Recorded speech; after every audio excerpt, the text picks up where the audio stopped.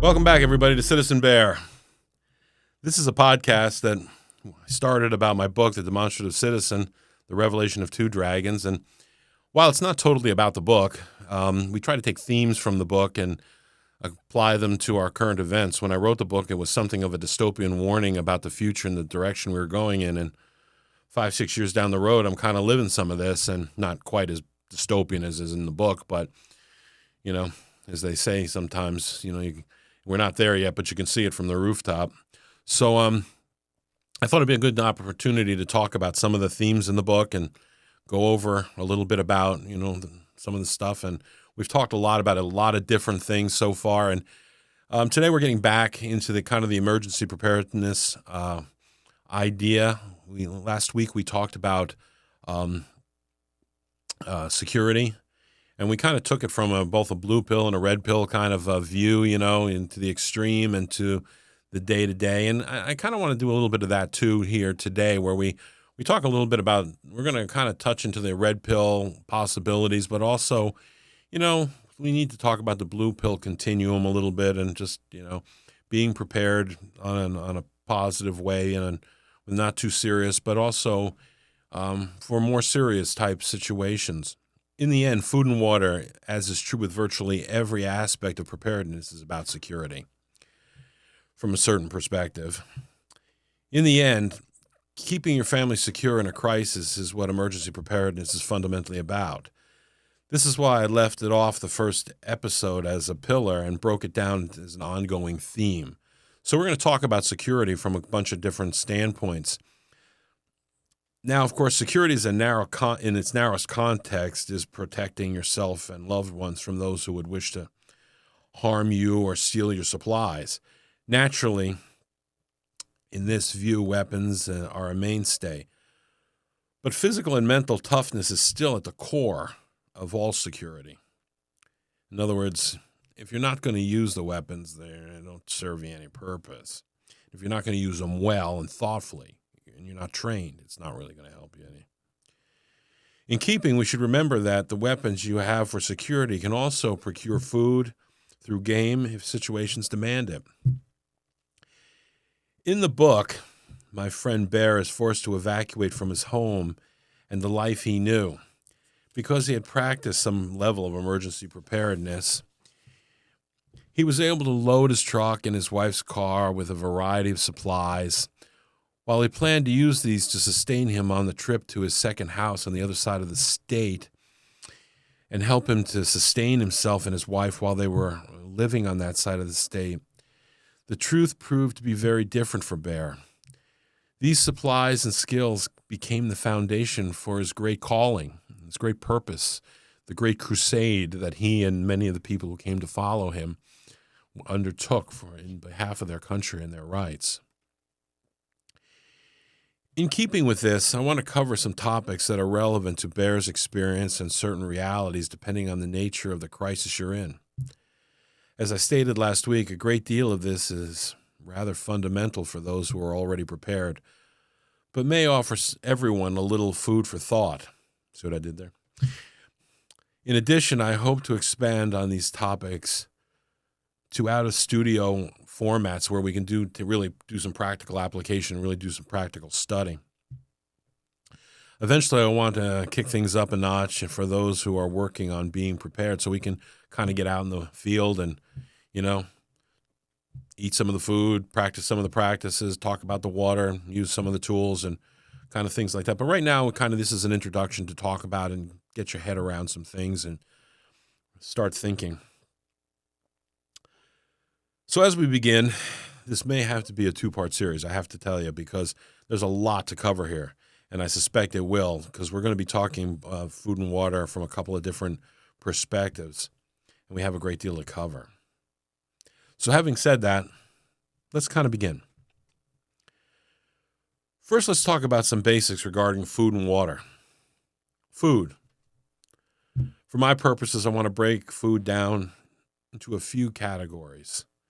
Then we can look at each one. First and foremost is your household pantry, right? You've got canned food and some things on hand, and you can make meals, and you can even conjure up some meals to survive if you have food on hand. There's a good chance, though, that, in a crisis, you're not going to have your refrigerator for long, so you may have to use those things first if you can. So you're really looking at things that are dried foods and shelf stable and canned foods, particularly for that. And, that'll help you along the way.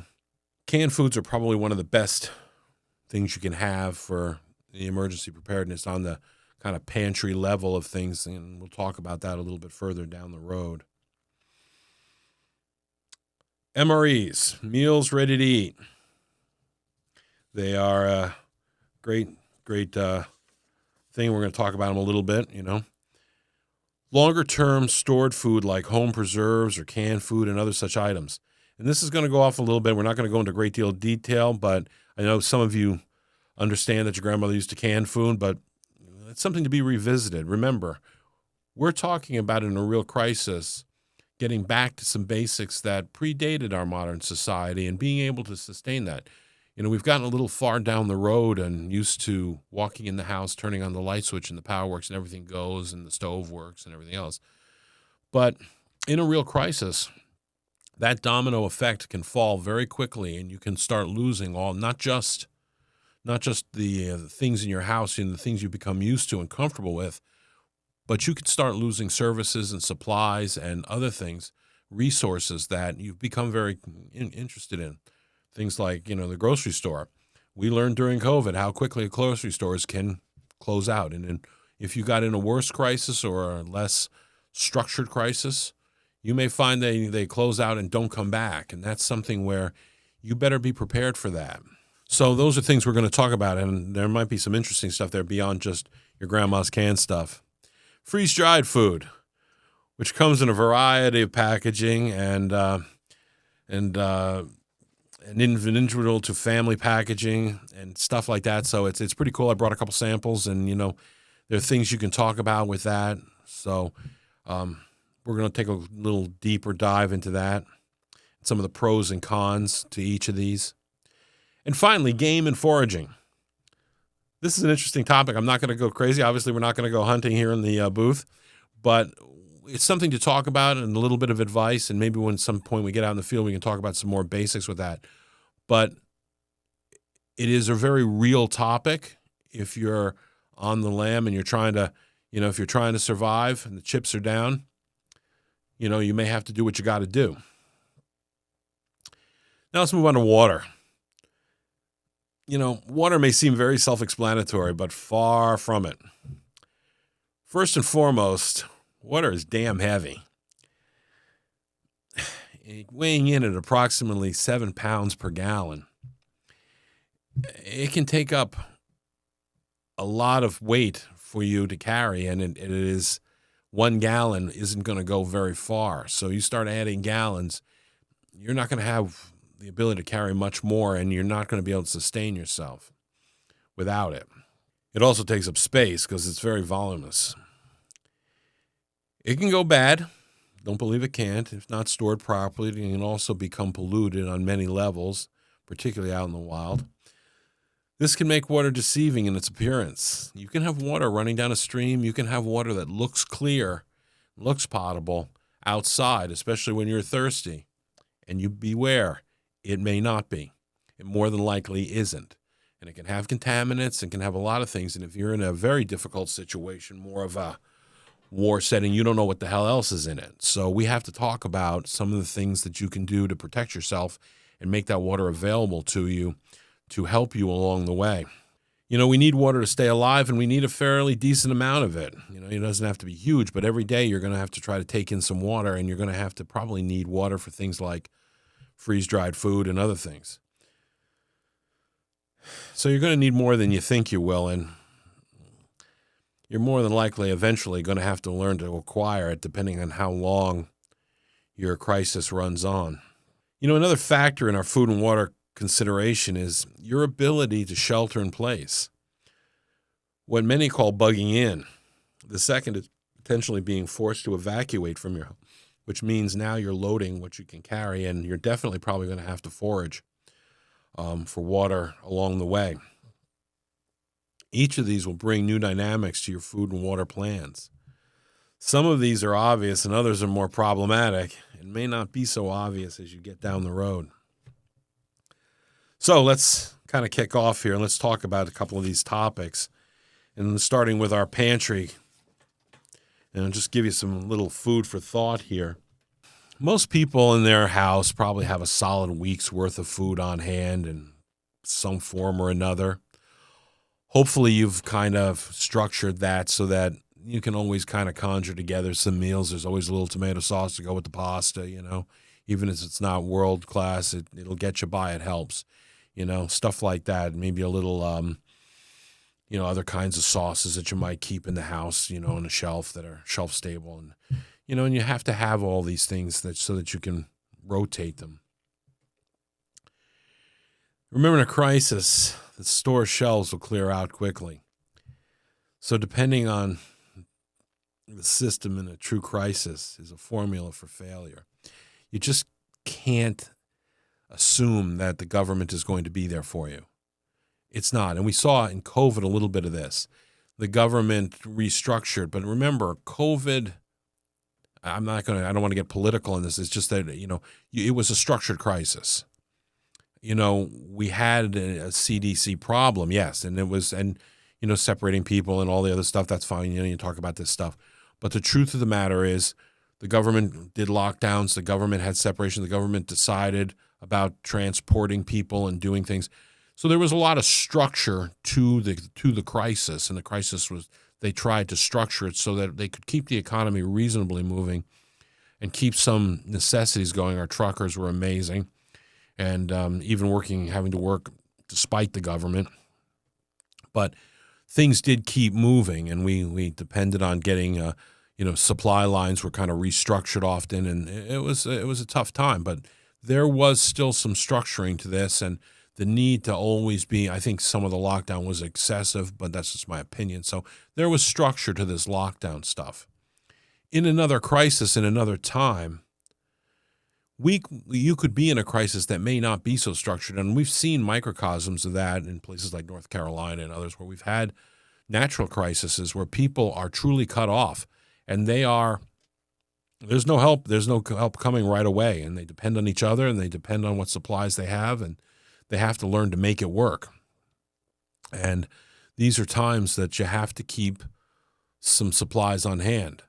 So that goes to the overall preparedness, but having some good pantry items is very, very important. When I talk about it, for our purposes here, I'm a huge fan of having a solid supply of canned food. You can keep a case instead of a can of something, and certain items, so, whether it be vegetables or some other items. Chef Boyardee, maybe a little bit of that. Let's not forget Chef Boyardee's big thing was in World War II. They needed food, and C rations to K rations, whatever he made canned food for them, and a lot of the spaghetti you're buying on the shelf today from Chef Boyardee was stuff that came out of the cans for the K rations and stuff. And let me tell you, these guys, a lot of guys came home and they were like, hey, can we buy that stuff? Is it on the shelf? And, the store-bought took off, right? So, these things have their history in a little bit of preparedness or military and other things, just like MREs. So keeping stuff with canned food in the house is not a bad idea. You just have to be able to keep a balance so that you can rotate it and use it and not let it waste and stuff like that. So, and while they have perpetual dates, I know you're supposed to use it by date, but, I'm not sure that things go bad that quickly, but that's just me. Well, you can open a can. Now, this is something that's kind of silly, and I want to make this point because it's really solid on canned food. Well, you can open a can with a knife, if you know how. You will need a can opener, right? And if you're at home, you probably have one in the drawer. Maybe you depend on an electric one, but if there's no power, the electric one ain't going to work. So you need to kind of have a decent can opener. And I kind of want to get some mindset around this, because having can openers, not just in your house, but in your emergency kit and in your personal pack and all kinds of stuff, and having extras is just huge, because if you are out foraging and you can get canned food, you can open it and utilize it easily. What I would recommend for that is there's a little can opener out there. It's called a P38 or a P51. They, again, these originally came from, back in the day when we used canned food for military meals. But these things are pretty neat. They're nibblers. They just kind of grab them and you just nibble along the side of the rim of the can, and they open the can for you, but they work fantastic. And they're tiny, and they're just like a piece of stamped metal, and you can put them in. You can put them on around your neck on a chain or a leather strap, and you can keep them in your pocket. You can keep them in a bag. They weigh nothing, and they're cheap. You can buy a bag of them for a couple of bucks. So something definitely worth having and spreading out. I think that, being able to access your canned food at home, being able to access your canned food out is great. I know it sounds silly, like, talk about a can opener, right? But, when you're kind of sitting there and you're holding the can and, in the dark and you can't get your electric can opener to work, having that P51 or the P38, gee, that was a great thing. And there's something right out of the gate to put in your go bag. We added a couple other things in the last session. Let's just talk about putting that can opener, a couple of them in your go bag, and put a strap around one so you can put it around your neck too. I want to take away from, I'm going to step away from the next thing we talked about was home preserved foods. I'm going to leave that for last. And I kind of want to get into, MREs right out of the gate. And I'm going to talk about a couple of things here. And let's talk about MREs here. We have some props. I pulled these from my, usual emergency preparedness stuff. And I kind of want to explain a couple things for people who don't know about this stuff. We're going to have a little knife time here. So I'm not sure if you're allowed to have the knife in the studio, but, no one brought it up, so we're just going to let it ride. So, we can open this one too just quick. You're supposed to be able to open these without a knife, but I recommend having a knife. Just saying. Okay. I want to talk to you about dates. Now, these things are, they're made to be used over long periods of time, held for long periods of time. Especially if you store them in the right environment. You can keep them, if you're storing them below, I guess about 75 degrees or 80 degrees, you get 5, 6, 7 years good life out of these. And there's a little chart that they have that, you can kind of find on the internet that will tell you the life expectancy of a serious MRE. And there's several brands out there. This follows more of the idea of a military MRE, the packaging, and there's different companies that make them for the military, but they come with all this, and they have, everything's in here. You can use the bag for other stuff too, the pouch, and they come in individually packaged, and you have all kinds of stuff in here: apple jelly, grape powder stick beverage. Do not underestimate stuff like this. If you are out in the field, and you're driving somewhere, you're walking, you're hunkering down, having something like this is basically like a Gatorade or a hydration mix. It'll give you some electrolytes to keep you going. Very important. Fruit mix. Got all of them have this little pouch, and some sugar napkin, wipes, a spoon or a spork or things like that. A little candy in there. Give you a little comfort food, stuff like that. Really nice. Crackers, one of my favorites, man. These are great. Let's see what we got here. This is the main course. And you got a heating pouch. One of the great things we have for American MREs is that you can warm your meal up, and if you have a side dish that needs heating, you put it right in there.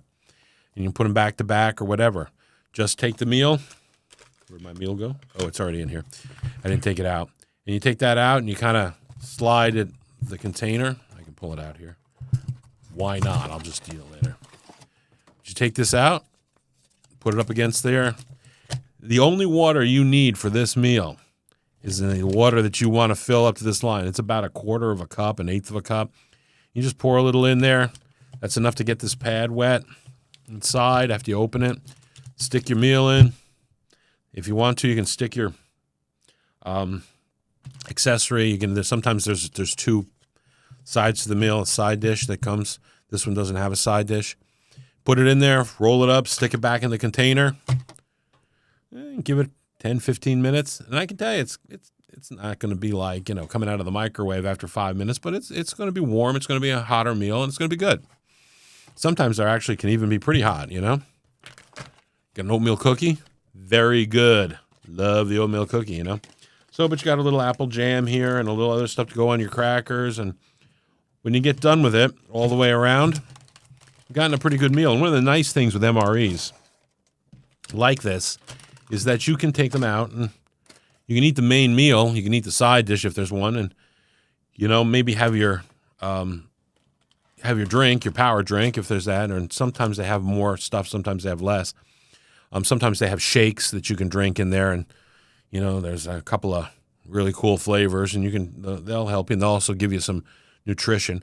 But if you eat your main meal and stuff, and you're on the go, you can kind of forage with this all day long. You can sit down and eat your cookie in an hour, and eat your fruit mix, and so you're kind of just eating all day long, and it's a nice all through the afternoon. So it's a nice thing to have, so you don't have to swallow it all right away and kind of get heavy. If you have a little time, you can just pull out the crackers and eat them, or start nibbling on the fruit mix or whatever else you got in there.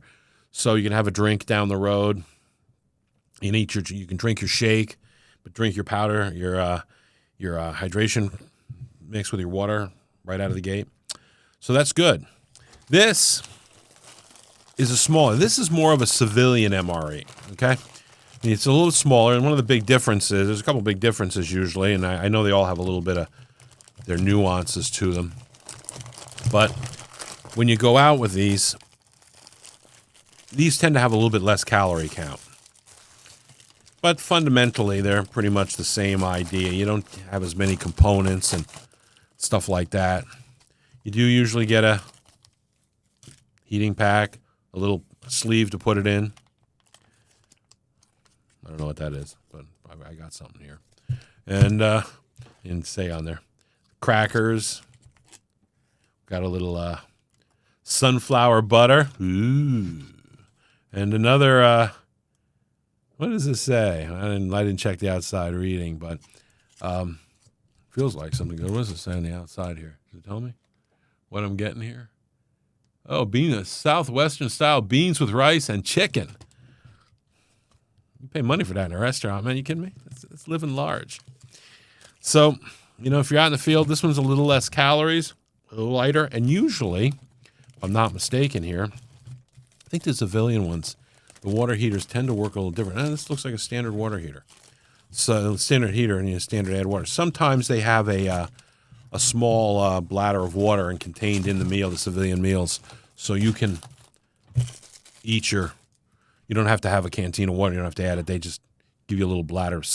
You add it in. That's the exact amount you need, and boom, done. So it makes it quite simple. Now, I started talking about how long you can have these and stuff like that. There's a lot of terms out there on the internet that you're going to hear with dating on these and their ability.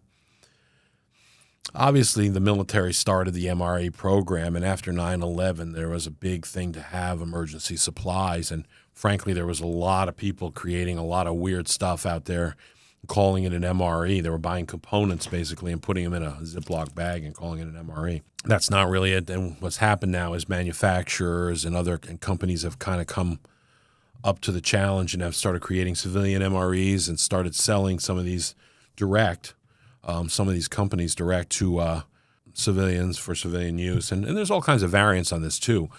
There's some, I believe, for hospital level people and things like that. So, in case they have to hunker down for a while, there's different rations and stuff. There's some variants and all this, but fundamentally, this is more of the style of a military MRE and the packaging and everything, and this is more of a civilian style.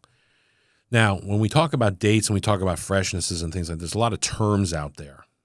What happens with these is there's a manufacturing date, and then there's a inspection date, and you're going to hear those terms used widely. And a lot of guys selling you MREs are going to say, inspection date of 2025. And if you don't know, you're going to be like, I'm getting a brand new MRE for 2025. You're not.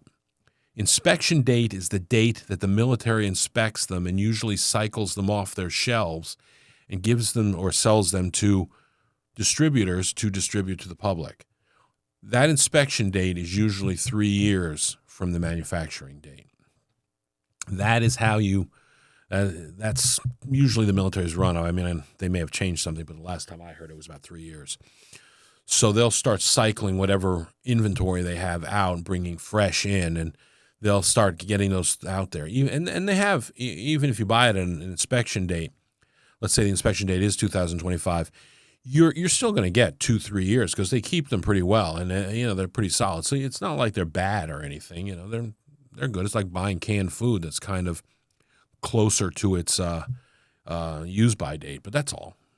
So it's just the same canned food, right? It's just not as new. You need to use it a little faster. That's the only thing that's wrong with that. So I'm not discouraging people from buying things that are being sold under an inspection date, but just keep in mind, inspection date is not the new date. That's when the military got rid of it. These don't tend to have inspection dates because, they were civilian oriented. The manufacture date is a different thing. And most people out there aren't talking about manufacture dates, but if you look around sites when you buy these, you can find the manufacture date. You have to kind of dig and look around, but it's out there usually. And you can kind of see some of this. And let me just take a look here to see if it's on one of these packages, just as an example. But sometimes I keep it on the packages here. I don't see it on here. And this one might be a little different. Basically, this one has a 24092, which to me says what they did is this was manufactured in 24 on the 92nd day. But usually what you'll see is a three-digit code in a list of codes, and usually they're on the packaging somewhere for the military. And what it'll say is like 4158. It'll be 4 digits. The 4 meaning 2024, and the 158 means the 158th day of 2024 is when it was manufactured. So that's when it was made out. Okay. If you buy components, if you buy it from a company that puts all of its components together and sells its stuff, by the way, I recommend vegetarian lentil stew. It's not bad, 390 calories right there. When you buy these, you're getting all the components. Be wary of people who package components in from all different brands and sell them under their own brand name or something like that. They're not the manufacturer, because you can get a bag that says, oh, we packaged this in 2025. Yes, but there are components in there that could be 4 years old. I don't know. I've heard some horror stories. I haven't experienced it myself, but just keep your eyes open. So buying from one of the main brands or buying from people who are selling from the military supplies based on inspection date, you know what you're getting, and you're getting something solid probably. It's nothing bad there. And certainly some of the civilian stuff, it'll have the manufacturing date right on there. You're probably getting stuff that's pretty fresh, especially if you're buying a case. You'll know pretty much when it was out there. So those are a couple of terms that you want to keep out there. These are great. They're going to keep you. They'll sustain you. The food's not bad. It's not great sometimes. Some people like different things, The worst of them, there's nothing that a little Tabasco sauce can't kill, So, but on the rest of it, I've never really had anything too bad. Some of them are pretty, and I got to tell you, some of them are just fabulous. There's a few out there that are just like outstanding, and people can love or hate one. The pot roast, if you can find the pot roast ones, man, I don't know if they're making them anymore. That was fabulous. And, there was a ham steak too. Oh, man, it was salty. That was good. But there's a lot, spaghetti, tortellini. I mean, there's all kinds that are really, really good. And the lentil stew and others are always good. So, you can kind of read down the list and things. And sometimes you'll hear some weird, like, sweet potato and something, banana and sweet potato, power drink or, shake. It's actually far better than you think. Give it a try. Don't judge. So, I mean, these are kinds of things that are out there. And like I said, except for maybe a little bit of water for the heater to get your food a little warm, you can eat them cold. I mean, there's no reason you can't eat that and eat it cold. It's just probably not going to be as great. The components are already cold. And you'll have some things in here. You can make some hot coffee or some tea and stuff like that to help you out too. But yeah, you can make that. You don't need water with this. It's pretty wide open. So there is an advantage, but it has a little more weight, but not much. These are not very heavy, so it's well thought out. So kind of moving along here, I want to take a quick look into freeze-dried food for a second because we're moving along here. Freeze-dried food. Let's take a reach down into my handy-dandy box here. Now, I have to also say, as I always say during this, I have no affiliation with any brand here or anybody using anything. They have no affiliation with me. I have no affiliation with them. They don't even know that I'm out here doing this probably, so, a little grace would be nice. But I do like these products. Most of the time, the products that I bring are pretty solid, and they come with a lot of research and experience and trial and error. First of all, freeze-dried, on the bad side, you need water. And it's going to take you a couple cups of water, even on a personal meal. You're going to have to throw some water in here, and you're going to probably want to use hot water, because you will hydrate it with cold water, but you're going to hold your nose when you eat it probably. It's not going to warm your belly either. So you're going to have a way to warm that water, and you're going to have to be able to resource water, whether you have it with you or you have to, forage for it. And we're going to talk about that in a little bit. But these are well thought out. They have 13 grams of protein right here in a breakfast skillet. And this is an individual meal, and you can eat it right out of the pouch. You bring your little own spork and fork kind of thing, and they're great. I've enjoyed them. Mountain House is, it goes without saying that Mountain House is one of the best products out there, for individual meals like that. And I have some others. I didn't bring them. I just didn't grab them out of my pouch. I was kind of running. But there's also freeze-dried food that comes in more of a, for lack of a better word, a family pack. They're meant for larger things. And you can just use a small amount out of here and reseal it, or you can dump the whole thing in and make it for a larger group, like a small group of people. I have to tell you, Traveler Stew, can't beat it. But and it's a great field thing because you can put it in a cup and drink it and eat it and use your spork and just kind of spoon it out. It's just like a thick soup. But I would say to you is this comes from, I know it says Ready Hour, but I buy it from Patriot Supply, and then they also have another company called For Patriot, which sells it in a different format. So they're different companies, but you can buy this type of product, though, and it's all out there, so it's not hard to get. This type of food has an advantage in the fact that it's 25 years shelf life. I can just stick this in a box, and it'll be there 25 years later if I need it. And at my age, 25 years, at the end of 25 years, I'm not sure I'm really concerned about it. But you got some scrambled egg mix and stuff like that. Again, this is more like a family pack or a reusable. Now, this one only has a 10-year shelf life. So some are good for 10 years. Most are good for 25. But you got to keep an eye on that and, keep an inventory and see what you want to do with it. Again, these are going to need water. And so, they're very light to carry when you're walking. But when you get there, you're going to have to either have water with you, which is heavy, or you're going to have to source water. So those are things to keep in mind as you're planning. And if you want to know the truth, finding some balance between all these things is probably a great thing to do. There's not a lot else to tell about freeze-dried. I will say they're very tasty usually. The freeze-dried food, especially if you're buying from a company like Mountain House, and there are a few other smaller companies out there, I can tell you, even though they're small, sometimes the portions are a little smaller. Let me tell you, there's a couple out there that are fabulous, and maybe I'll bring them in for show or bragger. We'll talk about that later. I'm not sure that there's a lot else I can tell you with the freeze-dried, but in just the shelf life and the variety of sizing, and there's a good nutritional value. One thing I would say in the downside with them, sometimes you got to keep an eye on these if you're using a lot of this. They tend to have a fairly high sodium count a lot of the time. So, if you're getting out there and you're looking at sodium, it's not the end of the world. If sodium can be good for you, salt and stuff can be good for you, but I think that you got to be drinking some water and you got to be sweating a little bit to get that moving in your body. And that's what they're made for, because you're probably hiking most of the time and stuff like that. But the freeze-dried food offers something really nice for your family. If you can keep it on the shelf, you have a water supply, or you have, I keep a large amount of packaged water. And we're going to talk about storing water and stuff like that down the road. And that's something that really will help you. And, if your family needs stuff, you can fill up a pot and cook it, and you got a great meal, under all kinds of bad situations. And you don't have to think about cycling it too much because it probably has a 10 or 25-year life, right? So, having a certain amount of this and having a certain amount of the freeze-dried, not a bad mixture. Just quickly, I want to talk about game and foraging. When we start talking about game and foraging, first of all, there are laws, right?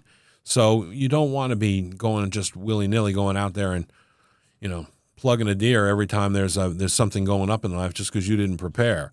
You have to kind of work through this, and we want to be good conservationists. We want to be good stewards of our wildlife, and it's important for any hunter. That's an important thing. I mean, if the crisis is really bad and things come down to it, you got to be able to justify your actions, right? Like anything else in life. And if it's serious enough, well, you do what you got to do, right? To put some protein on the table and put some food out there. But remember, protein is good, but you're going to need carbs. So, just thinking about getting a protein, getting meat from a deer is one thing, but you're going to need carbs. And that's where some of these meals come in, because they balance that and they have carbs. And having a store of things that can give you carbs in freeze-dried food and other things to go with protein is a good thing. Lewis and Clark crossed when they crossed the United States on their great expedition, and they came from their journals. Their men were eating more than a pound of meat every day, and were losing weight rapidly. And so they found that just sustaining on protein just wasn't enough. They had to have some carbs mixed in to really keep their guys going. So, when you're going out there and thinking about getting rid of, just going out and getting game, that's something to, you got to think it through and definitely justify the crisis. You also need, if you're going out and foraging, you're going to have to know what you're doing, because if you don't, you're going to get poisonous stuff. And there's a lot of poisonous stuff in the woods. So stuff that's not really meant for human consumption. So you got to know what you can and what you can't take, and what's edible. And there's a lot of edible stuff too, if you know what you're doing. So most people don't, in truth. Don't guess. And what I would recommend is, and I have to say, this is the problem with foraging and hunting and things like this, is these are skills that you gain over a lifetime, really, and and you have to keep fresh on. And if you're not, well, you probably don't know. And you can get a book, and you can kind of use a book, and it's a good guide, but you got to learn from that book seriously, and you got to know what you're doing, because just picking something off a tree could hurt you and your family, could set you back the wrong way, and just really could kill you. So that's something that we can talk about later, but it's not really a viable option, but it's something that's out there. Now, I quickly want to talk about home-preserved long-term food supplies. And I just think this is one of the best things you can do for your family and for your emergency preparedness.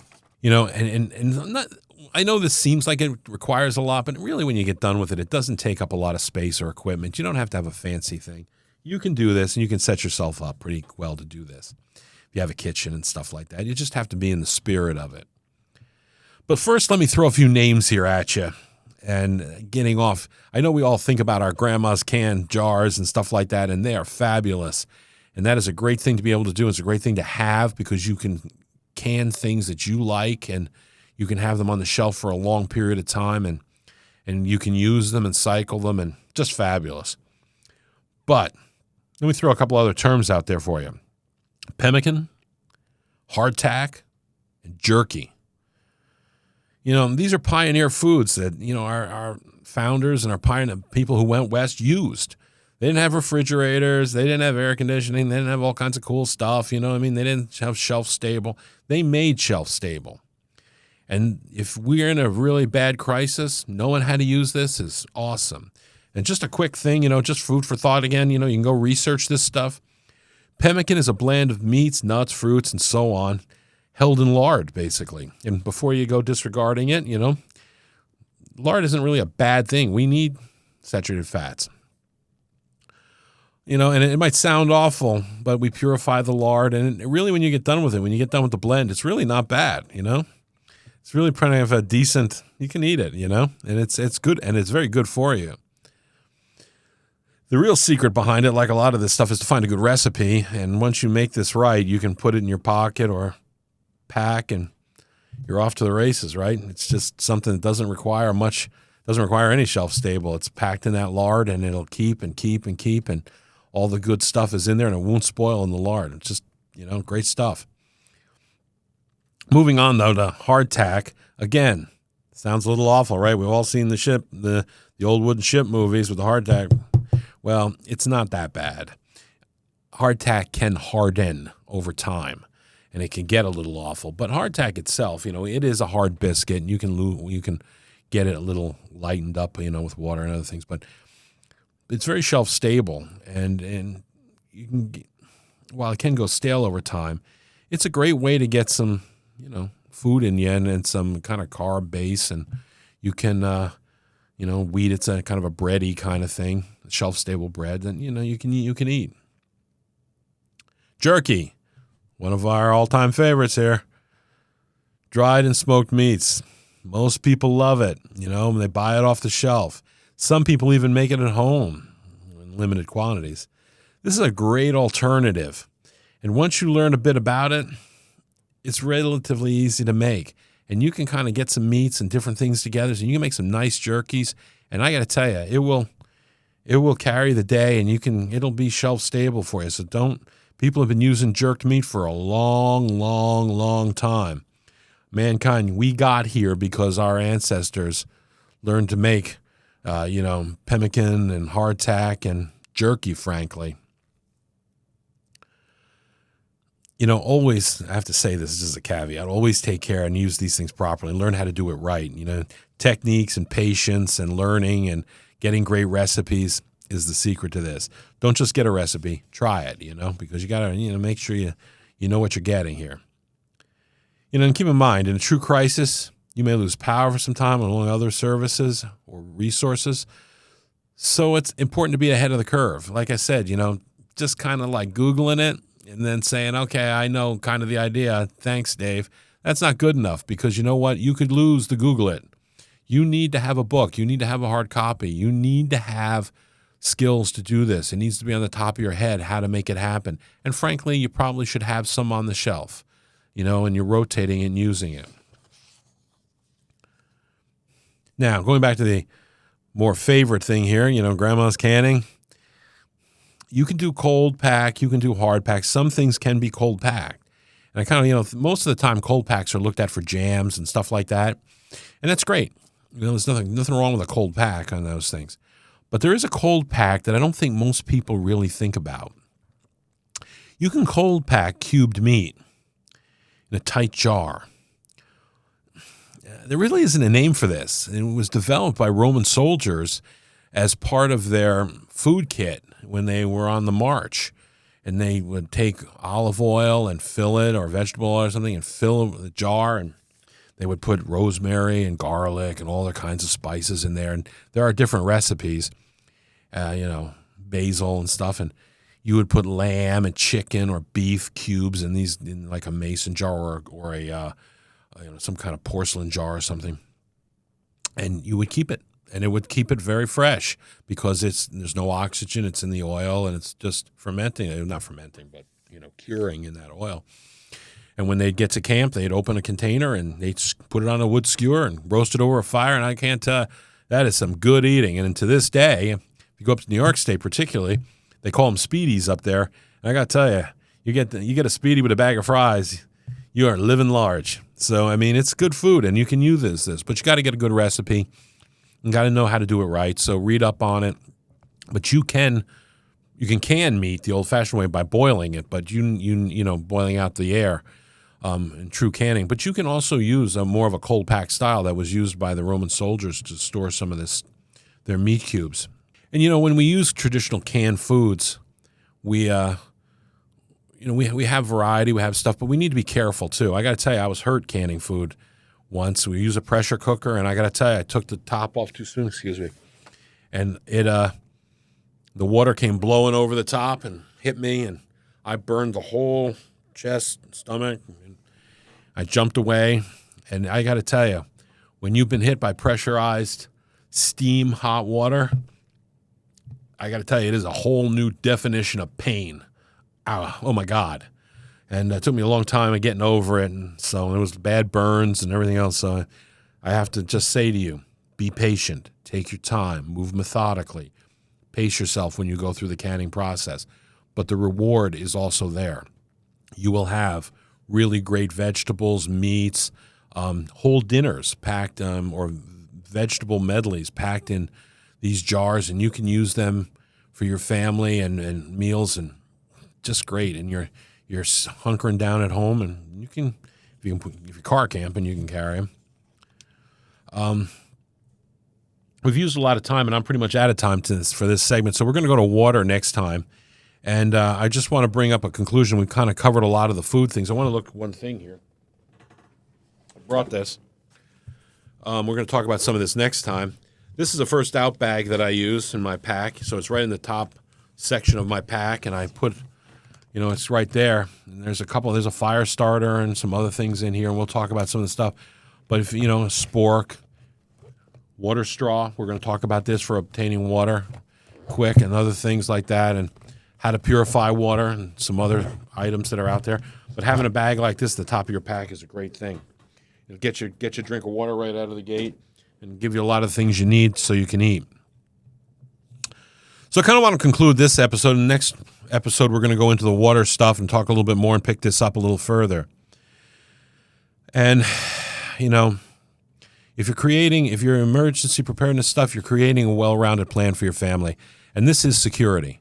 There is, you can have food insecurity, so have food security and have water security so that your family is adding to that security of your life and your preparedness. While it is understandable that people who live in a world of the blue pill and naturally gravitate towards it, we all want to just live with, going to the store, we all want to live the nice day and enjoy the thing and kind of close out all the bad stuff. We should never bury our heads so deeply in the sand that we forget to take stock in the realities of our world. There are those, as it has been throughout history, trying to overturn our society in order to create it in their own image. We have seen this throughout time and history, in many parts and all over the world. If not stopped, if you are not prepared, you can be a refugee in your own country. Think not, it has happened to almost every great society. Only you and I and the people of this nation are empowered with the ability to stop it in our case. And we should remember that. And that goes back to the boxes that we talked about, the ballot box, the jury box, and the cartridge box, and also the soap box. Remember, those who do not fight for their societies and against those trying to overturn it are complicit with the enemy, both domestic and foreign. So thanks for watching. We'll get to water next time. See you then.